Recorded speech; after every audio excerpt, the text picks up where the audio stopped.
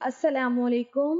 मेरा शौहर रोज रात को देर से घर आता और जब भी मैं उसे देर से आने की वजह पूछती तो वो यही कहता कि दुकान का हिसाब किताब करके बंद करने में वक्त लगता है। लेकिन हैरत की बात ये थी कि उसके कपड़ों में से हर रात फूलों की खुशबू महक रही होती, जबकि मेरे शौहर की कपड़े की दुकान थी। एक रात मैंने अपने शौहर का पीछा किया तो ये देखकर मेरे होश उड़ गए कि वो तो दुकान से निकलकर रात के 2 बजे तक। इंसान जिस शख्स से शदीद मोहब्बत करता है वो उसे कभी किसी दूसरे के साथ बांट नहीं पाता, और मैं तो ये सोच भी नहीं सकती थी कि मेरा शौहर काशिफ मुझे धोखा देकर किसी और के साथ वक्त गुजार रहा था, जबकि मैं इस दुनिया में सबसे ज्यादा मोहब्बत काशिफ से करती थी। और जब मुझे ऐसा महसूस हुआ कि वो मुझे धोखा दे रहा है तो मैंने उस पर नजर रखनी शुरू कर दी। एक रात मैं दबे पांव अपने शौहर काशिफ के पीछे पीछे चल पड़ी थी, क्योंकि मुझे समझ नहीं आ रहा था कि मेरा शौहर दुकान का ऐसा कौन सा हिसाब किताब करता है जो उसे घर आते आते रात के 2 बज जाते हैं, जबकि बाजार तो 8 बजे ही बंद हो जाया करता है। मेरा शौहर रोज रात को 2 बजे घर लौटता था और मैं जब भी उसे देर से आने की वजह पूछती तो वो यही कहता कि दुकान बंद करने के बाद वो दुकान में बैठकर सारा हिसाब किताब करता है,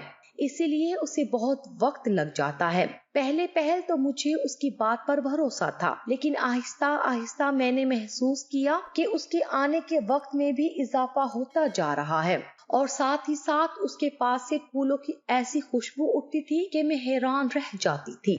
मैं खामोशी से कुछ दिनों से उस खुशबू को महसूस कर रही थी, लेकिन मैंने अभी तक अपने शौहर काशिफ से इस बारे में कोई सवाल नहीं किया था। मुझे लग रहा था कि मेरा शौहर कुछ गलत कर रहा है जिससे मैं ला इल्म हूँ, और यही सोचकर जब मैंने उसका पीछा किया तो जो कुछ मैंने अपनी आंखों से देखा मेरे होश उड़ गए। मेरा शौहर तो आधी रात को एक ऐसी जगह जाता था जो मैं कभी सोच भी नहीं सकती थी। मेरा शौहर एक कपड़े की दुकान चलाता था और हमारे पास अल्लाह का दिया सब कुछ था। मैंने अपने शौहर से पसंद की शादी की थी। मैं अपनी माँ के साथ अक्सर ही कपड़ों की खरीदारी के लिए जाया करती थी और वहीं काशिफ मुझे पसंद आ गया था। वो एक खूबसूरत और लंबा चौड़ा मर्द था। वो पहली ही नजर में मेरे दिल में उतर गया था। मैंने काशिफ की नजरों में भी अपने लिए पसंदीदगी देख ली थी, लेकिन काशिफ ने कभी ऐसा कोई इशारा ना दिया था कि मुझे मालूम होता कि मैं उसे पसंद भी हूँ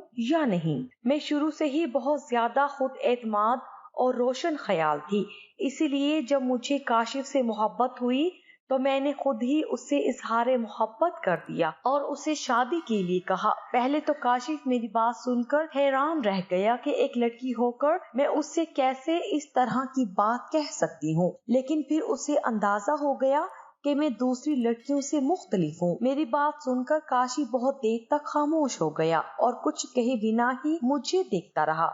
उसकी आंखों की चमक मुझे बता रही थी कि उसके दिल में भी मेरे लिए कुछ जज्बात हैं। काशिफ ने मुझे बताया कि वो एक यतीम लड़का है जिसे उसकी फुप्पो ने पाल पोस कर बड़ा किया था। काशिफ की फुप्पो एक बेवा औरत थी और उनकी कोई औलाद भी नहीं थी।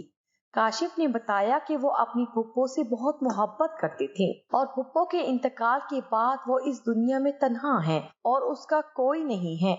वो मेरे लिए रिश्ता लेकर खुद आएगा, और वादे के मुताबिक काशिफ 1 हफ्ते बाद ही रिश्ता लेकर मेरे घर चला आया। मेरे माँ बाप ने ये कहकर इनकार कर दिया कि वो एक ऐसी लड़की से मेरी शादी नहीं कर सकते हैं जिसके खानदान का कोई अता पता ही नहीं है। काशिफ ने बताया कि उसकी फूफो के इंतकाल को 5 वर्ष गुजर चुके हैं और वो तन्हाई में जिंदगी गुजार रहा है। काशिफ के पास ना ही पैसे की कोई कमी थी और ना ही कोई खराब आदत बज़ाहिर उसमें नजर आती थी, लेकिन मेरे माँ बाप को ना जाने क्यों उसके खानदान में इतनी दिलचस्पी थी कि उन्होंने इसी वजह से रिश्ते के लिए इनकार कर दिया है। काशिफ के आगे पीछे का कुछ पता नहीं है। मैंने अपने घर वालों को बहुत समझाया कि मुझे काशिफ से मोहब्बत है और मैं काशिफ के अलावा किसी और से शादी भी नहीं करना चाहती, लेकिन मेरे माँ बाप ने एक ही बात कही कि शादी अच्छे खानदान में की जाती है और जिसका नसब भी मालूम ना हो मैं तुम्हें कैसे उस लड़के के साथ रुखसत कर दूं। कल को कोई भी बात हो तो मैं किससे सवाल करूंगा,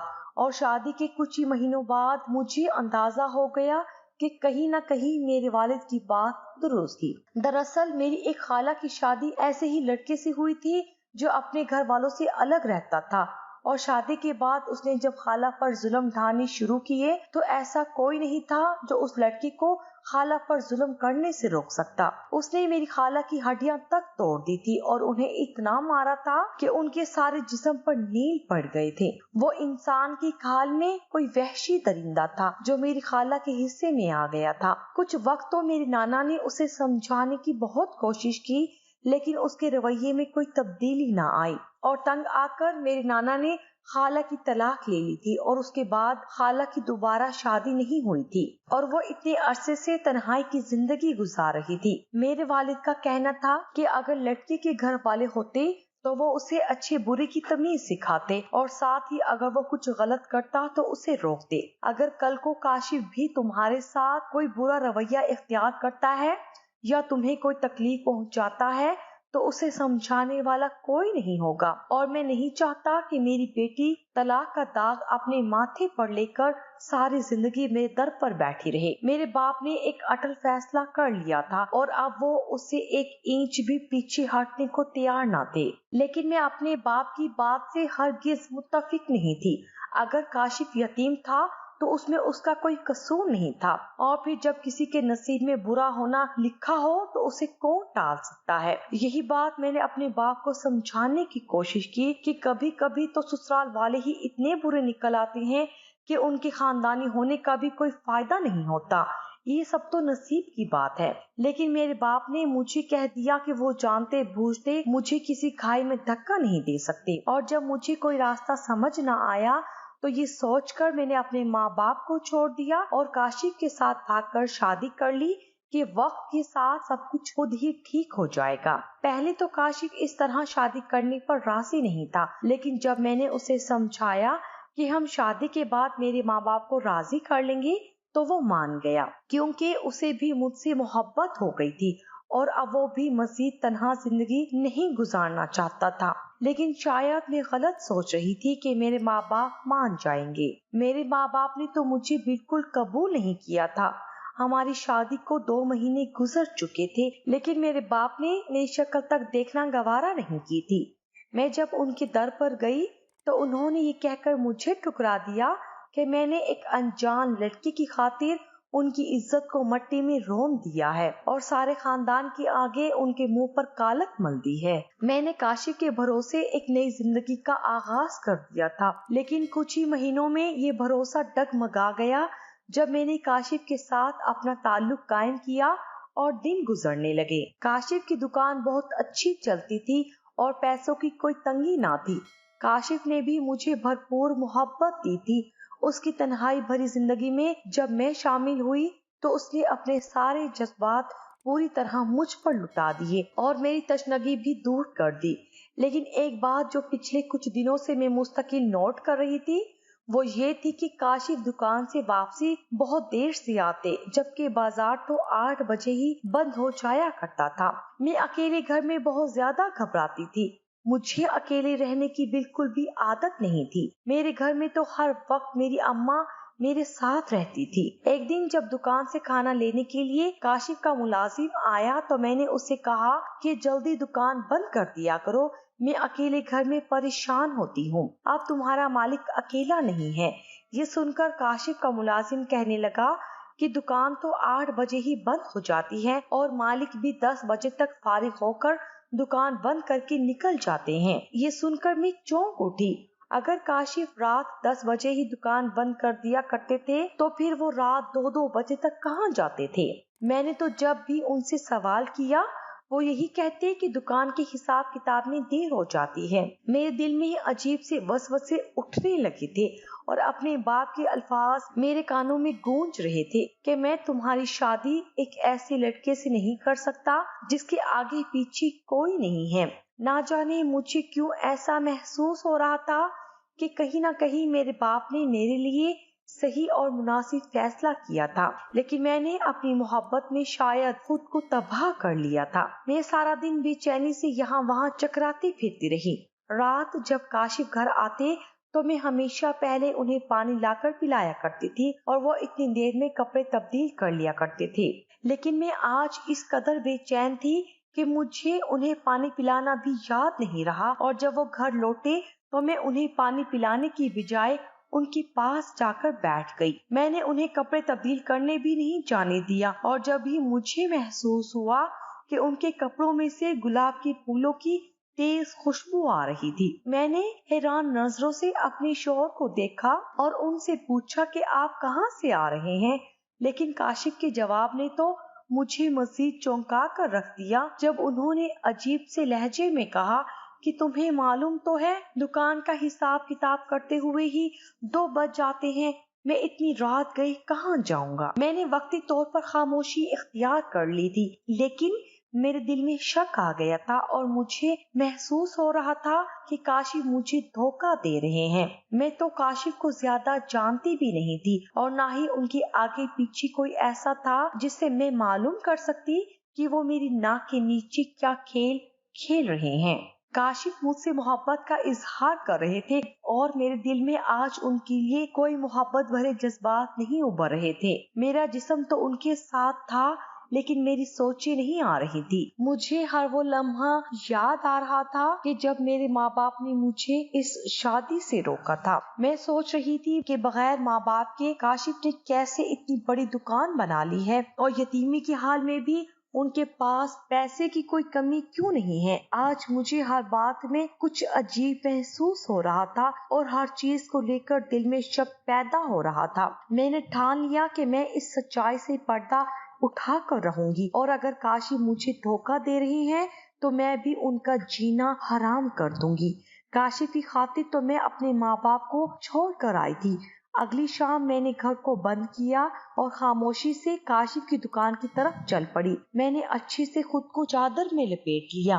मैं काशिफ की दुकान से 2 दुकान पहले ही रुककर उनका इंतजार करने लगी, और जैसा कि काशिफ के मुलाजिम ने बताया था, 8 बजे सब मुलाजिम दुकान से चले गए और 2 घंटे के बाद काशिफ भी दुकान बंद करके निकल गए। काशिफ को 10 बजे दुकान से निकलता देखकर मेरा सर चकरा गया था। मैं यहाँ तक ये सोच कर आई थी कि आज मैं गलत साबित हो जाऊंगी और मेरे दिल में आया हुआ शक भी खत्म हो जाएगा, लेकिन यहाँ आकर तो मुझे मजीद मायूसी का सामना करना पड़ा था। मैं काशिफ के पीछे पीछे दबे पांव चलती रही। काशिफ बाजार से निकलकर अपनी गाड़ी में बैठ गए और दूसरा रास्ता इख्तियार किया जो हमारे घर की तरफ नहीं जाता था। मैंने करीब ही रिक्शा स्टैंड से रिक्शा लिया और उसे कहा कि मुझे उस गाड़ी के पीछे पीछे ले चले। रिक्शा वाले ने पहले तो मुझे हैरत से देखा, लेकिन मैंने हजार के 2 नोट निकालकर उसके हाथ में थमा दिए और कहा कि अब खामोशी से मुझे ले चले। गरीब रिक्शे वाला तो इतने पैसे देखकर खुश हो गया था और उसने गाड़ी का पीछा शुरू कर दिया। जैसे जैसे रास्ता तय हो रहा था मेरा दिल डूबता जा रहा था, क्योंकि काशिफ की मंजिल हमारा घर नहीं बल्कि कोई और ही जगह थी। कुछ देर बाद काशिफ की गाड़ी एक वीरान सी जगह पर रुक गई। अंधेरे के बाइस मुझे कुछ भी समझ नहीं आ रहा था कि ये हम कहाँ आ गए हैं। मैं शायद उस जगह पहली दफा आई थी। रिक्शे वाले ने हैरत से मुझसे पूछा कि बीबी जी क्या आपको यहाँ उतार दूं? मैंने जब रिक्शे से उतरकर इधर उधर नजर दौड़ाई तो मेरे होश उड़ गए। मेरा शौहर आधी रात को ये कहाँ आ गया था। मैंने रिक्शे वाले को कहा कि तुम मुझे यहाँ छोड़ कर ना जाना, मैं जिंदगी में पहली दफा इस जगह आई थी और अब मुझे खौफ महसूस हो रहा था। मैंने रिक्शे वाले से कहा कि मैं तुम्हें और पैसे दे रही हूँ तो मेरी वापसी का इंतजार करना। काशिफ तो कुछ देर पहले ही गाड़ी से उतरकर अंदर दाखिल हो गया था। मैं बहुत हिम्मत करके काशिफ के पीछे पीछे चल पड़ी। थोड़ी ही देर में मैंने देखा कि काशिफ एक जगह रुककर थैली में से बहुत सारे फूल निकाल कर निछावर कर रहा है। यहाँ आकर मेरे रोंगटे खड़े हो रहे थे। मैं सोच भी नहीं सकती थी कि काशिफ आधी रात को यहाँ भी आ सकते हैं। मैंने तो काशिफ के बारे में ना जाने क्या क्या सोच लिया था, लेकिन काशिफ तो रात के इस पहर कब्रिस्तान में दाखिल होकर एक कब्र से लिपटे हुए थे। रात के सन्नाटे में उनकी सिसकियां गूंज रही थी। शायद वो बुरी तरह रो रहे थे। ऐसा लगता था कि जैसे कोई बच्चा बहुत अरसे से अपनी माँ से बिछड़ा हुआ था और अब अपनी माँ से मिलने के बाद वो उसकी आगोश में छुप रहा था। काशिफ का हर अंदाज बिल्कुल किसी मासूम बच्चे जैसा था। मैं उनसे कुछ फासले पर खड़ी खामोशी से उन्हें देख रही थी। काशिफ उस कब्र से लिपटकर बातें कर रहे थे और वो अपने दिन भर की सारी दास्तान उस कब्र को ऐसे सुना रहे थे कि जैसे वहाँ मौजूद शख्स उनकी एक एक बात सुन रहा हो। एक छोटी से छोटी बात भी उन्होंने की थी। काशिफ ने मेरे हवाले से भी कई बातें की। वो उस कब्र को बता रहे थे कि वो मेरे साथ एक बहुत अच्छी जिंदगी गुजार रहे हैं और सारा वक्त वो फूलों भरी कब्र के साथ लिपट कर ही बैठे रहे। मैं नहीं जानती थी कि ये कब्र किसकी है। उसके ऊपर रशीदा बेगम लिखा हुआ था। मैं खामोशी से वापस चली आई थी। इतना तो मैं जान गई थी कि मेरा शौहर मुझे धोखा नहीं दे रहा था, बल्कि मैं ही अपने शौहर की मोहब्बत पर एतबार न कर सकी थी। काशिफ की हालत ने मुझे भी दुखी कर दिया था। वो न जाने बचपन से अपने अंदर कितना गम छुपाए बैठे थे। पहले उनके माँ बाप गुजर गए और फिर उनकी जान से प्यारी फूफो भी उन्हें छोड़कर चली गई। मैं रिक्शे में बैठकर वापस घर आ गई थी। सारा रास्ता मैं खुद से शर्मिंदा होती रही और घर आते ही मैंने काशिफ की पसंद का खाना तैयार करना शुरू कर दिया था। मैं और काशिफ रात का खाना साथ खाते थे।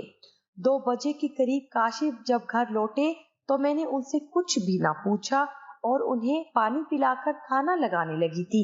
मैं जानती थी कि वो कहाँ से आ रहे हैं। मुझे अपने और काशिफ के रिश्ते को इतना वक्त देना था कि काशिफ खुद ही मुझे सारी सच्चाई बता देते, और ऐसा ही हुआ। हमारे रिश्ते को कुछ ही वक्त और गुजरा था कि जब काशिफ एक दिन मुझे खुद ही बताने लगे कि उनके माँ बाप का इंतकाल उस वक्त हो गया था जब काशिफ सिर्फ 1 साल के थे और उनकी फुप्पो ने उन्हें पाल पोस कर बड़ा किया था। काशिफ के लिए तो उनकी फुप्पो ही उनकी माँ थी, जिनकी कब्र पर वो रोज हाजिरी दिया करते थे। काशिफ के माँ बाप का इंतकाल गांव में हुआ था। उनकी फुप्पो उन्हें अपने साथ शहर ले आई थी। काशिफ की फुप्पो बेऔलाद थी और उन्हें काशिफ की शक्ल में औलाद मिल गई थी। काशिफ की फुप्पो ने उन्हें अपने सगे बेटे की तरह पाल पोस कर बड़ा किया था। काशिफ मुझे बता रहे थे कि उनकी फुप्पो ने उन्हें कभी ये एहसास न होने दिया कि वो एक यतीम बच्चे हैं। काशिफ हमेशा से ही हर छोटी से छोटी बात अपनी फुप्पो को बताते। वो स्कूल से वापस आते ही एक एक किस्सा अपनी फुप्पो को सुनाते थे। उनके लिए उनकी फुप्पो ही उनकी माँ थी, क्योंकि उन्हें तो सही तरह से अपनी माँ की शक्ल भी याद नहीं थी। काशिफ कह रहे थे कि जब उनकी फुप्पो का इंतकाल हुआ तो वो इस भरी दुनिया में तन्हा रह गए। उनका तो कोई दोस्त भी नहीं था।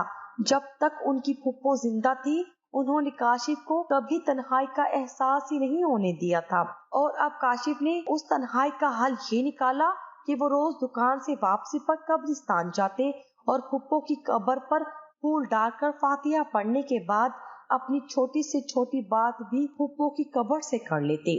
काशिफ की बात जानने के बाद मैंने खुदा का शुक्र अदा किया था कि मैंने शक में आकर कोई गलत कदम नहीं उठाया था और काशिफ ने सही वक्त पर मुझे खुद ही सब कुछ बता दिया था। दरअसल वो मुझे पहले ये बात इसलिए नहीं बता पाए थे कि उन्हें डर था कि मैं उन्हें कब्रिस्तान जाने से न रोक दूं। मैंने काशिफ से कहा था कि मुझे उनके कब्रिस्तान जाने पर कोई एतराज नहीं है। मैं उनके जज्बात से अच्छी तरह वाकिफ थी और काशिफ ने कभी मुझे वक्त देने में कोई कसर न छोड़ी थी, तो मैं क्यों उनके जज्बात को मुजरू करती। मैं एक दफा फिर काशिफ का हाथ थामकर अपने बाप से माफी मांगी थी और इस दफा मेरे बाप ने मुझे माफ कर दिया। मैंने अपने बाप को ये बात समझाई कि अगर कोई यतीम है तो उसमें उसका कोई कसूर नहीं है और वो एक अच्छी खानदान से ही ताल्लुक रखते थे, लेकिन बस किस्मत ने उनके आगे पीछे कोई रिश्ता ऐसा नहीं छोड़ा जो इस बात को साबित कर पाता। मेरे अब्बा भी मेरी भलाई ही चाहते थे और अब मुझे खुश देखकर वो मुतमईन हो गए थे। 2 साल में ही अल्लाह ने मुझे बेटे से नवाजा था और मैं काशिफ के साथ एक पुरसुकून जिंदगी गुजार रही थी।